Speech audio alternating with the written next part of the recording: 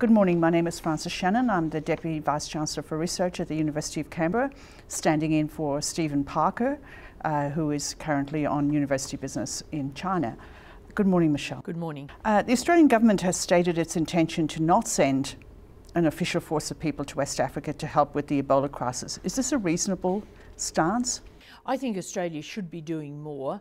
The international community is calling for extra help on the ground. We do have expertise. We do have medical people who are willing to go under government sponsorship, and I think that the government should step up on this. Now, there are quite a few Australians already in West Africa on a voluntary basis working for non-government organisations, some 30 at the latest estimate, but the government has been really reluctant to send people on the grounds that they say they can't be sure that they can be evacuated if they catch the virus.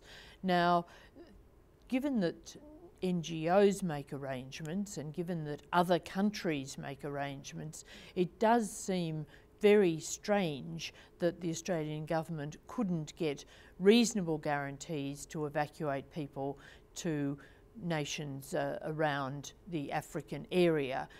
It's a furphy to talk about 30 hours to come back to Australia, because clearly people would not be brought back to Australia. That would be impossible because of the distance and the time, but nevertheless there are other places around where they could go.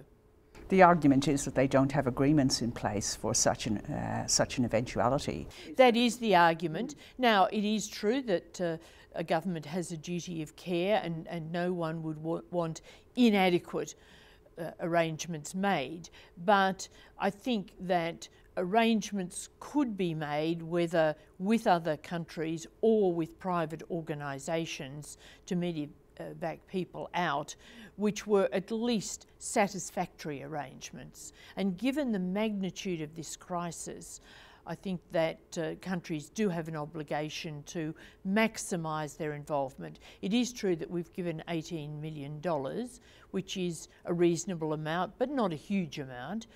The opposition's been pointing out that one private donor has given $25 million, which is more than the whole Australian national contribution. And of course we're seeing America send many troops, and Britain also deploying, so other countries are doing a lot. There's another aspect too, I think, that's relevant for Australia at a political level, and that is we're soon hosting the G20 in Brisbane. I think Ebola will be discussed there. It may not be on the agenda, but will be discussed informally.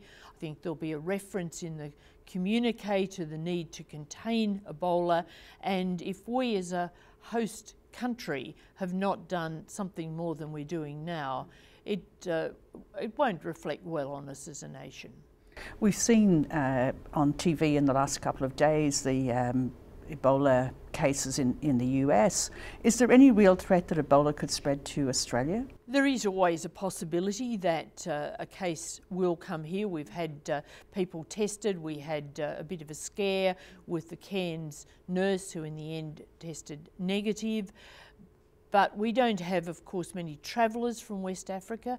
That reduces the possibility of it coming here. We do have these volunteers coming back. There are protocols in place, but even if we got the odd case, our health system really can cope. Now, I think some people are quite frightened about this, and the government is very aware of this, and even the AMA is saying that there should be more put in place to deal with any cases and to make sure that cases are picked up early.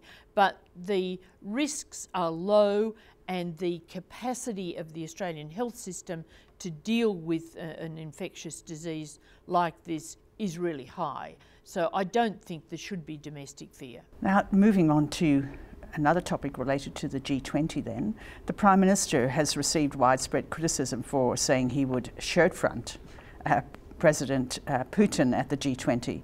Is this a poor diplomatic move? I think it was a foolish thing to say on a couple of levels. Firstly, it really was obviously such undiplomatic language that, again, as a host nation, I think that it would have been much wiser to couch this in more moderate terms.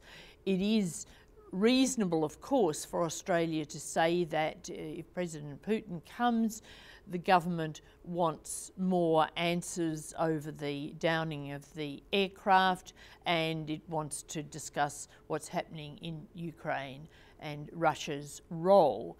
But to use this terminology really just looked a bit amateurish, and also I think it's a bit disrespectful because a lot of people are still suffering grief, obviously, who've lost loved ones in this crash. Inevitably, using that language was going to take the whole matter into the area of cartoons, humour, cracks. Even the Russian embassy was getting in on the humorous side of this, and especially as both men are quite athletic, and so you inevitably had the discussion of them shaping up against each other. And I think that this really was not the right tone in the wake of a tragedy which is still affecting many Australian families. How are Labor handling this situation?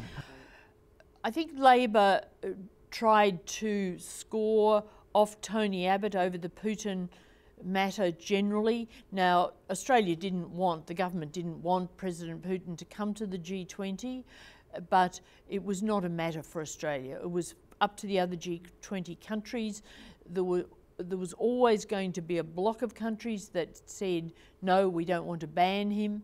And even the United States thought he should come, because the G20 is a body that's bigger than any particular incident, particular country, particular conflict. And to exclude Russia would be setting a precedent that would be bad, because in the future other things would come up with other countries. There'd be pressure for leaders to be excluded.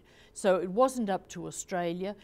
The government couldn't do anything about it. And Bill Shorten recognised that, but he said the government should have tried harder. Well, it couldn't try harder. So that was a bit of cheap politicking, I think. Well, I guess we will wait and see what comes at the G20 then. And if he indeed does come in the end. Okay, thank you, Michelle. Thank you. Stephen Parker will be back with us again next week.